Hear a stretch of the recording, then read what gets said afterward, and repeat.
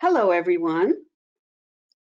Welcome to our October virtual random review. I'm Connie Georgiou. Deborah Goldenberg and I coordinate the random review program for Friends of the Library, which sponsors this event. Deborah, would you like to turn on your camera and say hello? Hi, everybody. Thanks for joining us. I hope you enjoy our presentation today, and I'll see you later. Thank you for joining us today. By now, I'm sure you've found yourself a front row seat. I wish I could greet you in person, but that'll have to wait till more fortuitous times, whenever they come along. The GoToWebinar program works well for most people, but if you're having technical problems, you can type a question in the question box of your GoToWebinar control panel, and we'll try to help you out. But if your issues for some reason can't be resolved, this program is being recorded and you can access it to watch in about a week or 10 days. If you have a question for our reviewer during her talk, please type it in the question box and she'll try to answer most of them at the end of her talk. After the review, you'll receive a follow-up email, which will include links you can use to access the recording of this random review, register for future random reviews, and sign up for our mailing list to receive monthly random review information. You'll also find a list of library books related to today's topic. This book list was created by our volunteer, Gail Gerdeman, and it's similar to the book cart we used to have at the in-person random reviews. You'll also be able to connect to our Friends of the Library website, where you can join the Friends if you'd like. In addition to supporting random review, Friends of the Library provides funding for all the programs that aren't paid for by the library's budget. This includes the very popular summer reading programs and copies of books for all those book club members. Memberships and donations support these programs and are especially helpful now when we can't have book sales. Although we have no book sales scheduled for this year, we are planning a virtual fundraising event for readers in February, so do stay tuned for information on that. Now I'd like to say thank you to our local sponsors, Grassroots Books and Music, which helps provide books for our reviewers and gives us great publicity, Northwest Graphic Imaging, who designed our annual poster, and the Corvallis Gazette-Times, and especially reporter Jim Day. They've been very supportive of our program and provide excellent publicity for our reviews. And a big thank you to the Best Library, and especially librarians Mike Hansen and Bonnie Brzozowski, who host these webinars and have been instrumental in making the random review program possible this year. Mike is hosting us today, and he'll be fielding your questions later in the program. Mike, would you like to turn on your webcam and make an appearance? Hello. There he is. Okay, we'll see you later. Okay. Next month's review will be on November 18th, featuring Colum McCann's novel, A Paragon. It'll be reviewed by Rabbi Ariel Stone of Congregation Shir Tikva in Portland. And now I'd like to ask Victoria Fridley, a former member of our Random Review Selection Committee and the memorable random reviewer of The Art of the Wasted Day, to join me on the screen and introduce today's speaker.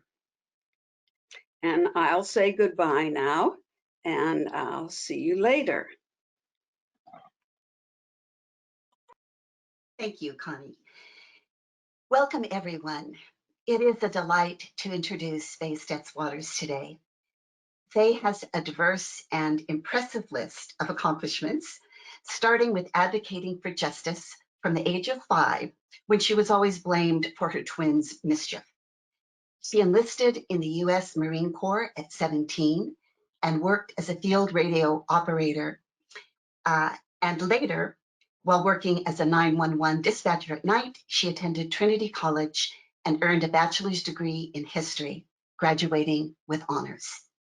After attending law school at Lewis and Clark, she represented vulnerable Lynn and Benton County community members on a variety of legal issues. As an adjudicator, she was an administrative law judge for the Employment Department, a hearings officer for the Parole Board, an equity associate at OSU, and a circuit court judge in Lynn County. Currently, she works as a senior assistant attorney with the Oregon Department of Justice and is the director of civil rights. No doubt this background will inform her remarks today about the layers of economic, educational, and social justice issues that the Yellow House portrays. I first met Faye during a literary spring light reading put on by the English department at Lynn Benton Community College. I had been invited to read my writing, but had not done a public reading of my work for quite some time, so I was feeling very nervous and shy. And after I began, I looked out at the audience, and Faye was not that far from the stage, and her quality of attention just was very grounding and centering for me. And then after the event, she introduced herself. I was reminded of that evening recently when Faye served on a webinar panel in our community following the murder of George Floyd. The 4 panelists that night were asked tough questions, and often emotionally charged ones, about policing practices in our own community and social justice issues. They listened to the questions and her fellow panelists with that same quality of attention, and her answers came from a place of compassion and integrity. These qualities are core to who Faye is, and will also, no doubt, inform her review today, because the Yellow House is also about the experiences of one family, their love for each other, their pride, their struggles, and their losses. Though we are virtual today, I know you join with me in welcoming Faye to Random Review.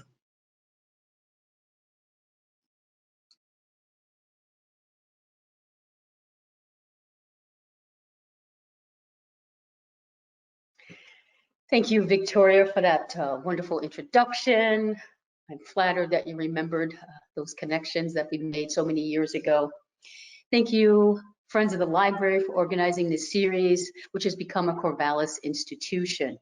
I'm so happy to be here today to review The Yellow House by Sarah M. Broom. And even though I grew up in Baltimore, so many of the details in this book mirrored my own experience and the conflict I had about my relationship with my city, my family's place in it, and where I choose to call home. I'm going to start sharing my screen, and I hope you enjoy this presentation.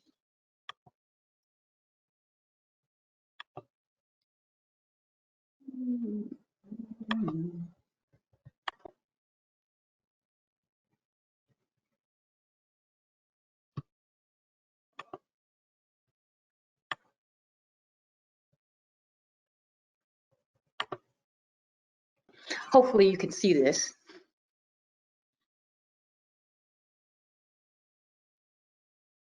Okay, we are showing.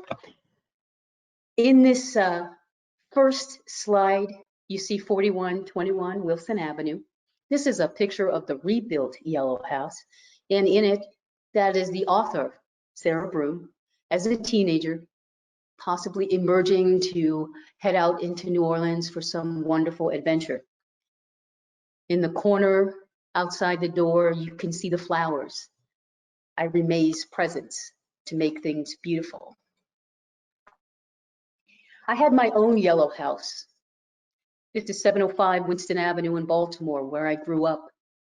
705 no longer exists, but my memories of it do.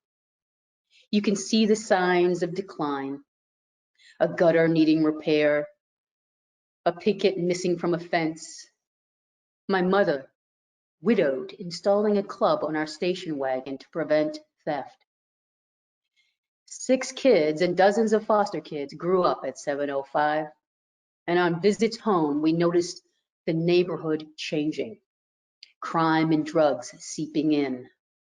After a bullet flew past my mother's window, she decided to buy a mobile home, move to the country, and use 705 as a large storage locker. In her absence, someone broke in and started a fire. 705 burned 75% to the ground. 100% would have been better, easier, because what remained was a legal and environmental nightmare, which took the family years to settle. That's why Sarah Broom's The Yellow House, her understanding of home, resonates with me. When we talk about home, we talk about maps sometimes, and sometimes we're not represented on a map. In this slide, most people can recognize the boot-shaped state, Louisiana, even though this map lacks the normal detail that you would see, a title, a legend, cardinal direction. It lacks the crucial elements of a map that make a map, and yet we recognize Louisiana. And New Orleans, which sits at the toe of the boot, on average sits 6 feet below sea level. In this slide, I like maps. You'll be able to tell I really like maps. They give you a picture of where people come from. In this slide, this is a more detailed map of New Orleans, and I want to draw your attention to East New Orleans, where our story is set. It's a vast area. National Geographic Magazine teaches us that a map is a symbolic representation of selected characteristics of a place. Maps present information about the world in a simple visual way, showing the sizes and shapes of communities, distance between places, distributions, and settlement patterns. They can show us the exact location of houses and streets in a neighborhood. But what happens when a map omits your community? Where is the evidence of your existence, that you've lived, contributed, and survived? Sarah Broom's memoir is an exploration of how our definition of home shapes our lives. In 4 movements, she takes us on a journey to resurrect the story of family, of opportunity, of disaster, of displacement, and resilience of a neglected community overshadowed by the myth and lore of a striving New Orleans. Told you I like maps. In the first movement, she introduces us to one of the most colorful family members, Sarah, her maternal grandmother, Amelia, AKA Lolo. Now, little is known about Lolo's family tree, only that her mother disappeared. Lolo moves from Rose Street, well, St. Rose, to the Phillip Street area to live with her Aunt Edna and her Uncle Goody. I've tried to drop a pin on this map. There's a blue pin just about center of screen that says Edna and Uncle Goody's place on Phillip Street. This is where little Amelia becomes Lolo. She drops out of school after 5th grade, and at age 14, she moves to a boarding house in Chapatula Street, and she lives with Sarah McCutcheon, her surrogate mother. McCutcheon emphasizes the beautiful things like clothes and food, which must be lovingly prepared and aesthetically pleasing. Appearance determines taste. If we look on the map, just below where Aunt Edna and Uncle Goody live, there's another blue pin right above the boarding house. And look how close that is to the Mississippi River. One can only imagine Lolo learned some other lessons. We know that she loved beautiful things, including men. Lolo had had a relationship with Lionel Soule, a married man who fathered 3 of her children, Ivory May, Elaine, and Joseph. Mr. Soule was a nominal figure in the children's lives, but provided some money to help out. And like her own upbringing, Lolo left her kids with others while trying to figure life out. Eventually, she returned home to become a practical nurse. She married Mr. Elvin, another older man, and the family lived together in a rented house on South Roman Street. I promise you, not all the slides look like this, but I do like maps. In 1948, the Gant-Soulé kids moved in with Lolo and Mr. Elvin on South Roman Street. It was a lively Black neighborhood, the 2500 block bustling with activity, a grocery store, a bar. There was Rex Den, the massive warehouse for the Mardi Gras floats, and they had front row seats for the annual Mardi Gras and nursing club balls and processionals. But right outside their home, racism and discrimination existed. Taylor Park, just a few feet from their front door, was not open to Blacks, Chinese people, or dogs. And if you look on the map, there's 3 pins. The 2 pins that are seated close together, one represents South Roman, and you can see how close the second pin is, which is Taylor Park. The third pin, which is a little bit off to the right, is Shakespeare Park, now known as A.L. Davis Park. This was the segregated park for Black people. So the children would have to cross a busy Claiborne Avenue and trek almost a mile to that park, the only park that welcomed them. Additionally, Ivory May and her siblings also attended segregated schools long after the landmark Supreme Court decision in Brown versus Board of Education. This slide depicts a picture of McDonough School.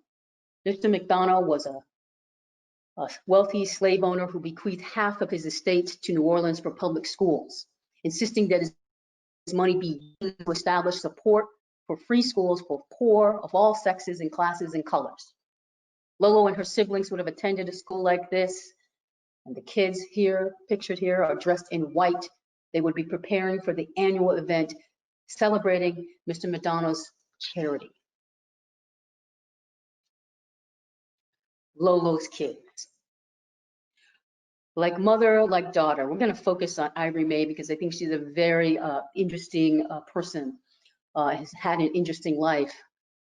Many of Lolo's habits of character were evident in Ivory May, the youngest child.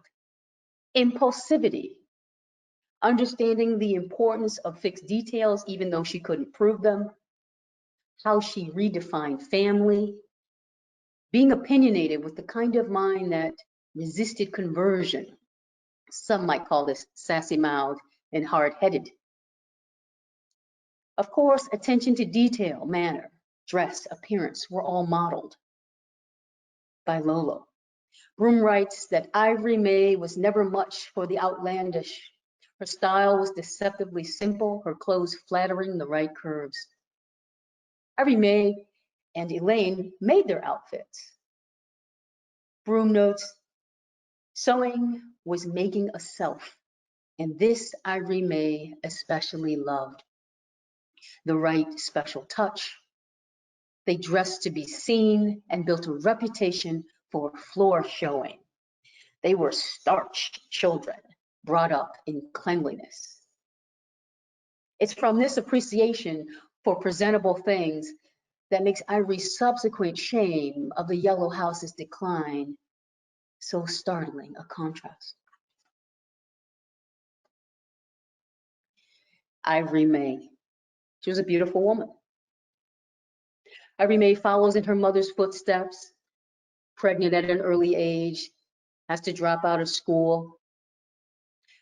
Ivory May would have to grow up fast after becoming pregnant with Webb's child. Who was Webb? Webb, the boy she had known since early childhood and couldn't stand, became her boyfriend in high school. After their first child, Eddie, was born, Webb joins the Army, and at the time he enters, Ivory May is pregnant again. And with their second child, Michael, born 6 months before Webb is killed in an accident. Ivory May then is pregnant with a third child, Daryl, who was fathered by Simon Broom, a man 19 years her senior. In 1961, at the age of 19 and widowed, Irene May buys her first house with the insurance money from Webb's death. The house is located in New Orleans East, a predominantly white neighborhood, but part of a city that gains attention from the developers' dreams of big new housing to address a population boom, attracting people to good jobs, new homes, and greater prosperity. Wilson Avenue, where she bought the home, however, was not regaled with such attention or prospects. As Broome notes, trailer parks and junk lots were plentiful. The land where houses stood was always on the verge of being bought. Broome notes it was a modest wooden shotgun house painted light green with a screened-in porch. The structure needed work, but something about it drew Ivory May in. The house, likely part of a former cypress swamp, built on ground too soft to hold the weight of 3 humans, needed work. The back of the house was sinking, and it took her and Simon 3 years to get the house ready. And finally, in 1964, she and Simon Broome married, and the kids, his kids, her kids, their kids, moved into that house. Another map. This is a Google image, and we can see on this map the red pinpoint where 4121 Wilson Avenue, the home there, was once located. You can see some of the water channels. It's surrounded by water on 3 sides.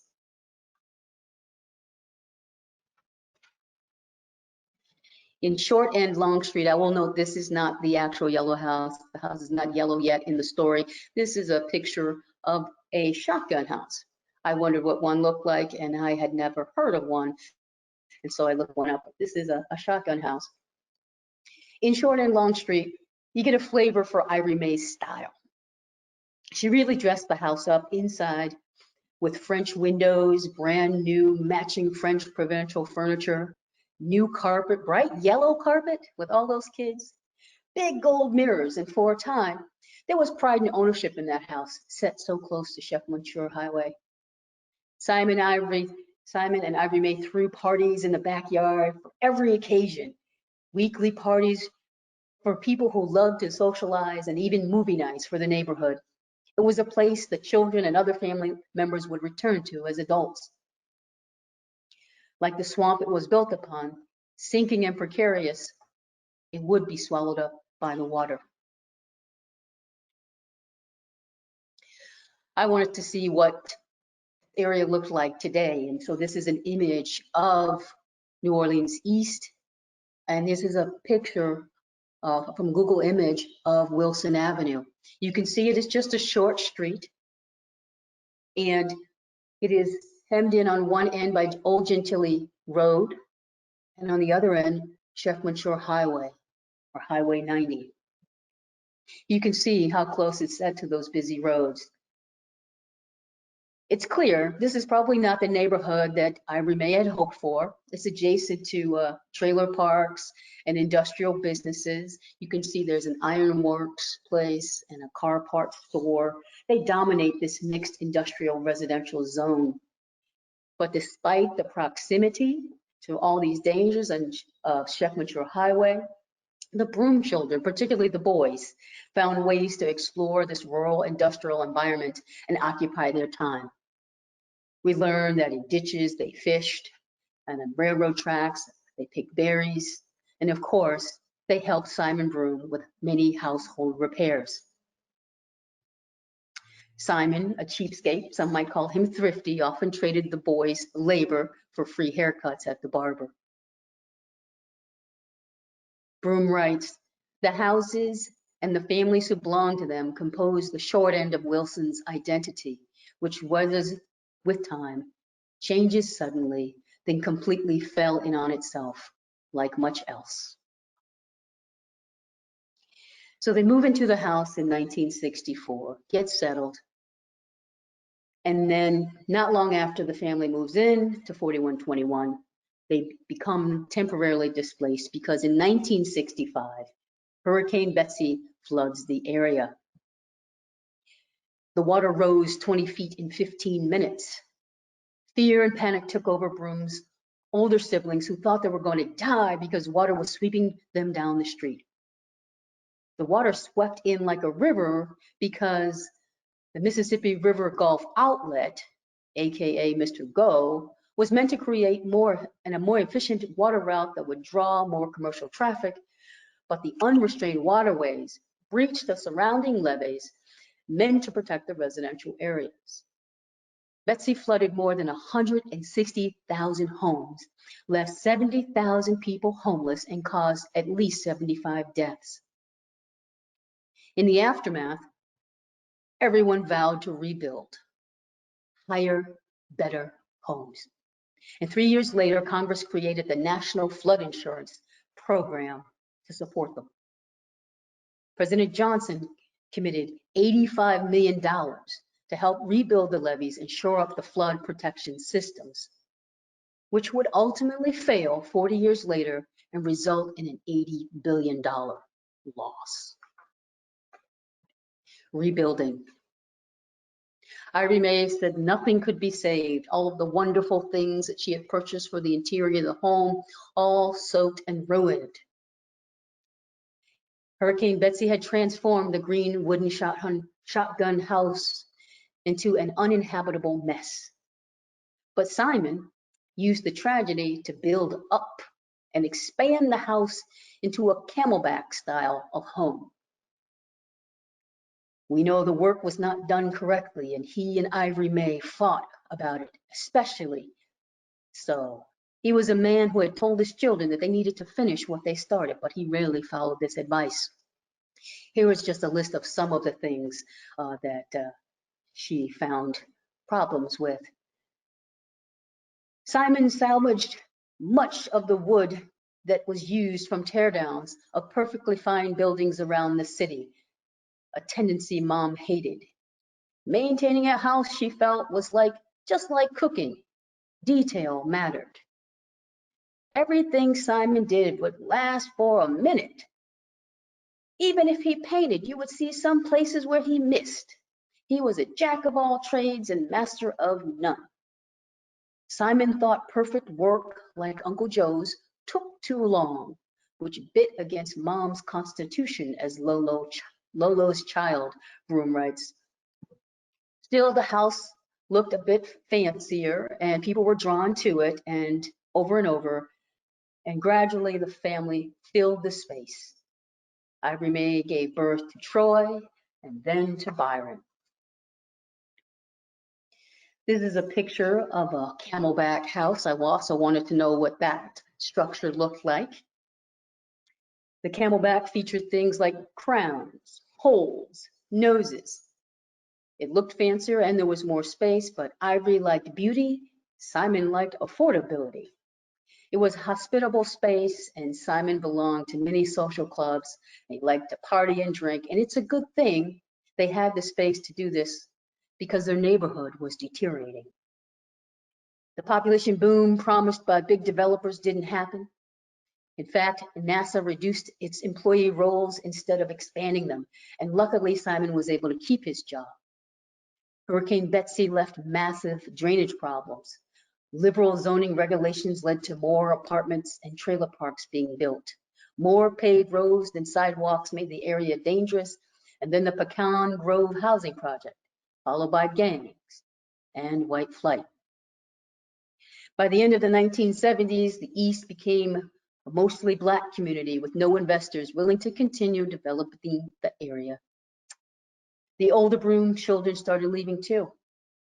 The middle of the pack children began acting out and feeling ashamed of their home.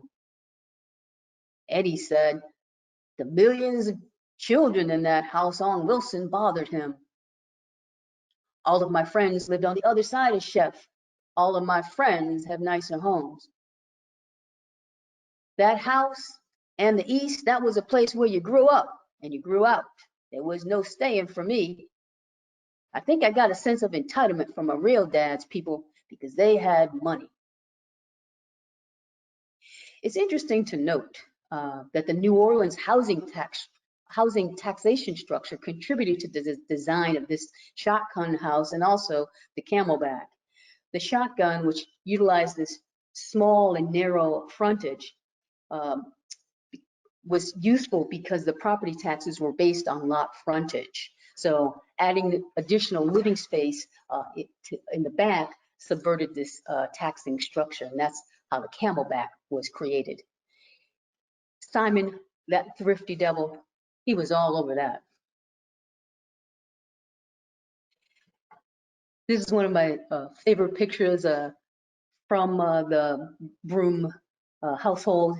This is little Lynette. She was born in 1974, the 11th child of the Broom household.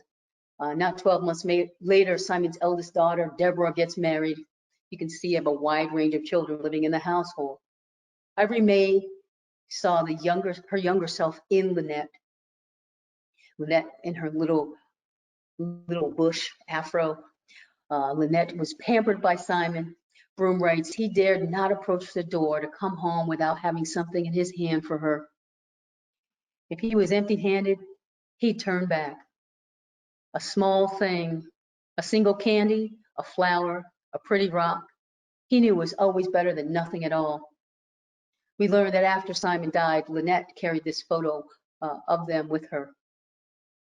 You can see Simon's got his banjo and he looks just delighted with his little daughter. In movement 2, the grieving house. In movement 2, Broom focuses on Broom's childhood, her teenage years, and graduate days. And chapter 1 starts with Sarah at age 5, playing in the bathroom where Simon died.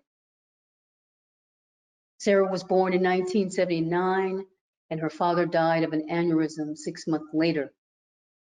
The reader gets a sense of the house's deterioration from Broom's description.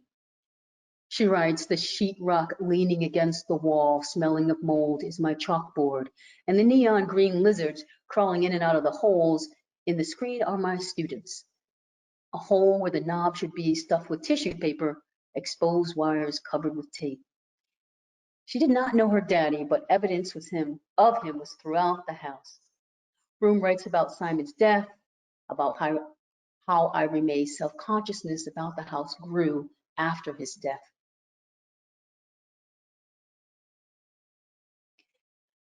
Here, some of the millions of children in the Wilson Avenue household.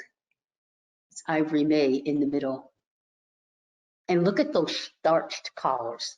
These children were sharp. These clothes were handmade and beautiful. I love this picture of Ivory May and Sarah Broom. When Simon dies, Ivory May was left alone with 6 adult children, 2 teenagers, and 4 young children. I cannot imagine. But she did not want to marry again. She wanted to rely only on herself and on God. On December 30th in 1980, Sarah turned 1 year old. She was in her brother's lap, struggling and resisting and mistrusting. Broom writes, but when I'm on my mother's lap, I am breaking my jaw, laughing so hard, hands clapping instead of holding on. This is home. You can see and feel the love. You get a glimpse of the interior of the home in this photo as well. Interiors. A change is a slow creeping. A familiar refrain from Ivory May was, you know, this house is not all that comfortable for other people. Ivory May's growing shame quietly discouraged Sarah from inviting her friends over to the home. Lynette recalled, because of the way Mama made us look, people began to have expectations. It's better to look homely if you live in a house like that. We look like people who had money in how we dressed and carried ourselves. Ivory May wanted whatever she had to look nice, but Simon didn't want to spend the money to do things right. In the house, there was evidence of drafty windows, leaky roofs, poor electrical, poor plumbing, rooms framed but walls and doors not installed, temporary stairs, building up a foundation with bricks, uneven painted walls, curling linoleum, and vermin. It was impossible to maintain the house after Simon died. Ivory May repaired things the way she knew. A broken light switch repaired with masking tape, filling holes with foil to keep the rats out, pliers to turn on a faucet, carrying boiled water throughout the house. Even the yellow siding, which was placed on by contractors, was installed over rotting wood. Broom writes, "This is how your disappointment in a space builds, becomes personal." Nobody really wanted to fix the house. They was thinking about their own dream house, Michael recalled. It wasn't just a desire to fix the house that was needed. You need money to maintain a house. And I'm convinced that Ivory May just didn't have it.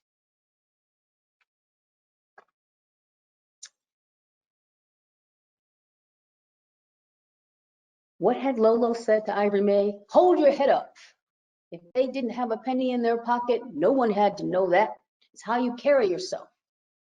But for Sarah Broom, the teenager, how could you carry yourself high when you couldn't even relax because you couldn't trust your surroundings, inside your house or outside?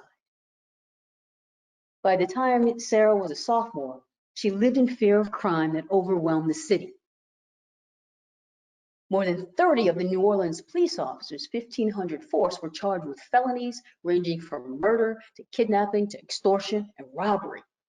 Homicides soared to a per capita rate triple of that of Los Angeles. One grim housing project, 26 people were killed in 1 year. And then for Sarah, there was her thieving, crack-addicted brother, Daryl, and his derelict friends, coming in around uninvited. In movement 3, water, Broom describes the location of her family members during Hurricane Katrina. Sarah was living in New York City, but many of her family members, including her mother, had to evacuate. Her brothers Carl and Michael survived the hurricane, and Sarah recounts the storm from their perspective. Lolo dies 1 month after Katrina, and the family reunites in New Orleans for the funeral. The Yellow House is inhabitable, severely damaged, and was eventually demolished and removed by the city in July 2006, quote unquote, to eliminate the hazard. The city mailed the notice of the demolition to Ivory May's address, when of course she had to be living elsewhere. The envelope was even addressed in the wrong name. She only learned of the demolition after it occurred, and it seemed the city could not get anything right. Broom writes of the house looked as though a force, furious and mighty, crouching underneath, had lifted it from its foundation and thrown it slightly left, as though once having done it, had gone inside to my sister Lynette's and my lavender-walled bedroom and extended both arms to press outward until the walls expanded, buckled, and then folded back on themselves. The house had split in two, the original structure separated from the later addition that Simon Broom, my father, built. We did not enter, even though the house we knew beckoned. We stayed outside, looking through the one big crack. They weren't the only ones that suffered. 80% of New Orleans flooded. This is a picture of a scene in the immediate aftermath of Katrina. People waiting to be rescued from their rooftops, and you can see how high the water was. Lake Forest Plaza, located at the corner of Reed Boulevard and Interstate 10. It was a great big shopping mall, sprawling clover leaf-shaped retail mall built in 1973. It opened in 1974 in New Orleans East and was part of that rush for development. And at the time, it was one of the largest malls in the Mid-South. The mall flooded during Hurricane Katrina and it was never revived. It was demolished in 2007. More damage from Hurricane Katrina. Recall that President Johnson had committed $85 million to shore up the water problems after Hurricane Betsy, and 40 years later, the levees failed and Katrina caused $80 billion worth of damage. And it took a long time still for the city to do what's right, to clean up the place. We asked ourselves what remained. Sarah felt the loss of the house and the displacement acutely. She returned to New Orleans to visit often before traveling abroad.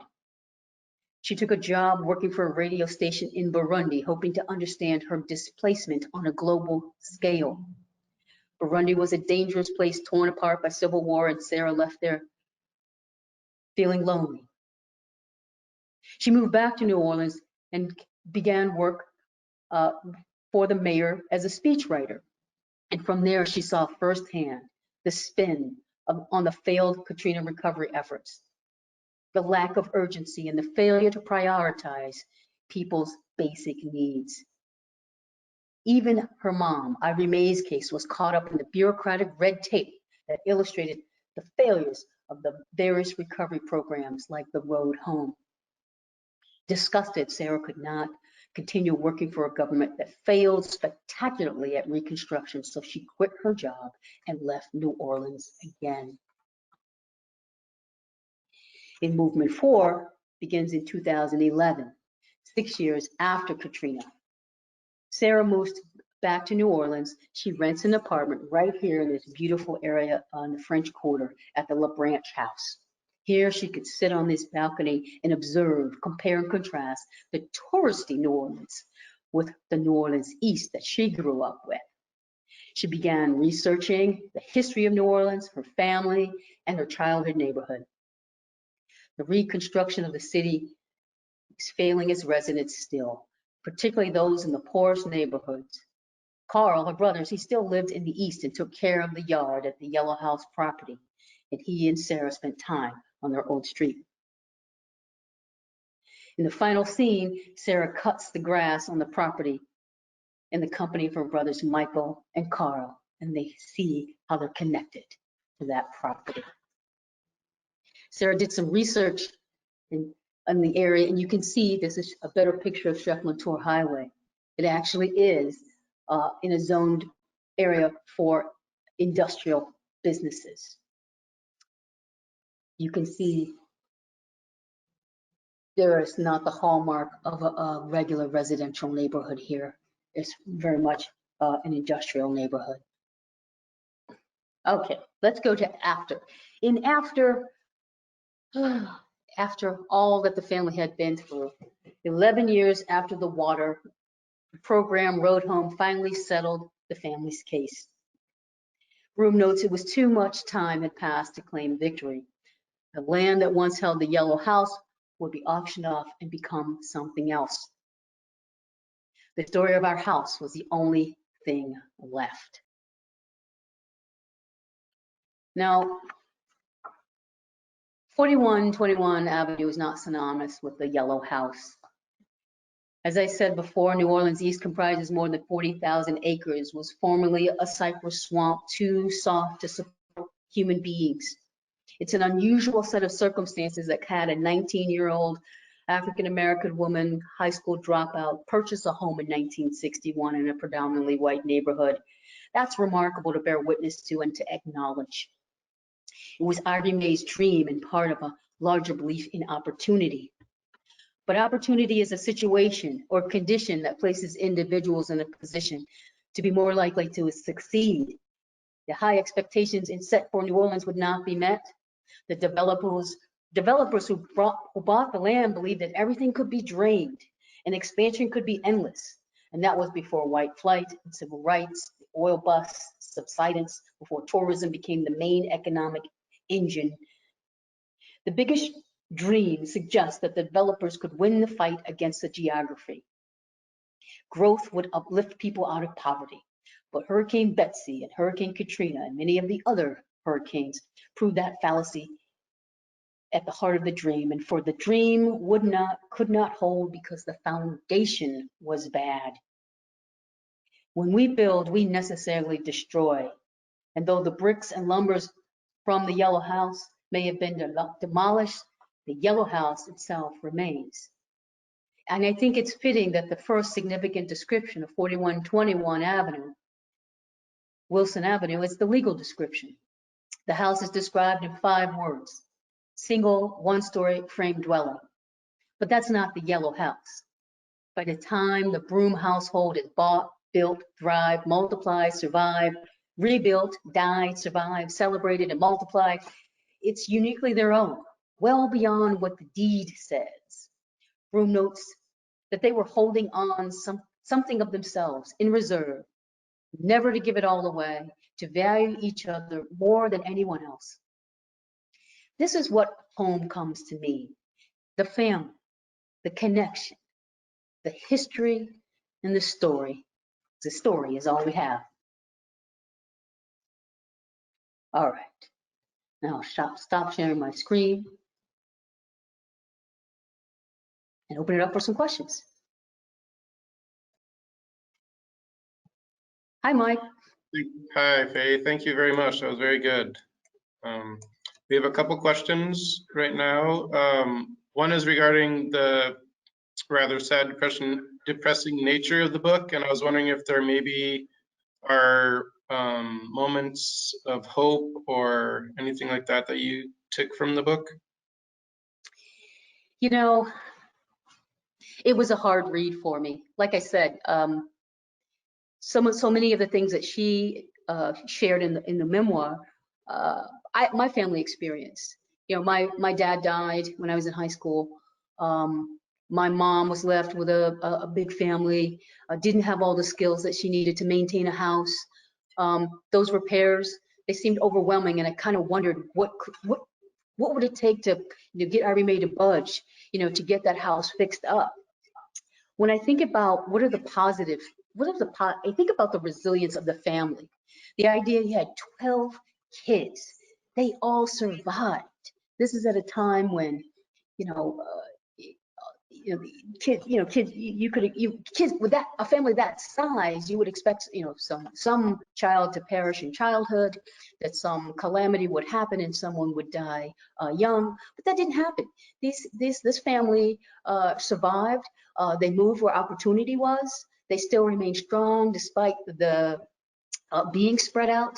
And then the other thing was, and this is also, when I talk about the rough upbringing, you had 2 young women who were basically sometimes raised without their moms. I'm speaking of Lolo and Irene Mae, who get, become pregnant early in life, lose their opportunity for education, but they don't leave that. That's not the end. They both go back to school. They both become employed, working in the nursing profession, and it adds a quality to their life that I think you don't anticipate when you first hear about their circumstances. So I think that resilience of the women in this story is really key. Yeah, great, thank you. Another question we have is about the author, Sarah Broom. People were wondering where she is now, what she's doing now. She's written more books. Do you know anything about her? Have you looked up at all? I'm remiss in my research to figure out what she's doing now. I suspect she probably is writing something. A talented person like that, she did have a story to tell. I suspect she's probably gone back to New Orleans to dig her feet in. I know there was a lot of acclaim around this book, and she won numerous awards. And there were some criticisms that she was not present when these things were happening and retelling the story from other people's accounts. But I don't know where she is. I'm sure she's doing something marvelous, and I know that we'll probably hear from her pretty soon. Yeah, thank you. I remember throughout the book she had some, it looked like very successful, high-powered positions that she held. So she definitely, as you said, is resilient, and I'm sure she's doing something very significant right now. In addition to writing this book, which like you mentioned, was a National Book Award winner and got lots of other awards. So that is the only questions we have right now. If anyone else had a quick question, you could send it now. Otherwise, we will probably move on and I can welcome Connie back. Thank you, Connie. Actually, I have a question. Yes. They, you know, Sarah went away, did a lot of other things, but she came back. And I wonder if you could comment about this thing of people who keep coming back to live in their home place. Is the draw largely must be family, but what do you think are the factors that make some people be able to leave home and live somewhere, a different area, different state, different country, completely, and some feel they have to go back? You know, I think, thank you, Connie. I think that's a great question. I'm always trying to figure out that for myself. You know, where is home? What comprises home? Sometimes it's the memories that you have in these serious and important developmental phases of your life. The connections that you make to the soil. I thought it was fascinating that Carl tends to the property that remains on Wilson Avenue, even though the house is no longer there. There's an attachment there. There are memories there. It's part of, you know, part of your DNA, part of your experience of life that draws you to a place. And in some cases, you know, it may be so traumatic that you can't go back. So for me, yes, the loss of the physical structure is significant, but the memories that remain in that place is the thing I think draws people back to a place. For me, even as a kid, I never felt like Baltimore was home. It seemed like too big a city for me. I wanted the outdoors. I wanted something small. I wanted a small town, which is, you know, I'm living the dream now because I live in a small town. But I think you have to know internally, like what's the good fit for you. You don't have a choice where you were raised. You know, when you're a kid, you have to go, you know, go where your parents send you, and then it's up to you whether you want to embed yourself in that community and be a part of it. And I think that she did. Certainly a family of 12, you know, you've got a lot of memories that she can draw from. Yeah. Well, thank you, Faye. That was a very interesting answer. And if everybody will come back on screen, who would like to, we can all thank you, and we can say goodbye to the audience. Faye, I do want to thank you very much for that really wonderful review. We really got a feel for the book, the family members, New Orleans, all the things that the book was about. I'm sorry the video didn't play. I Yeah, thank sorry. the audience for being here with us, and we'll see you next time. And meanwhile, good reading. Thank you. Thank you. Bye. Bye. Bye.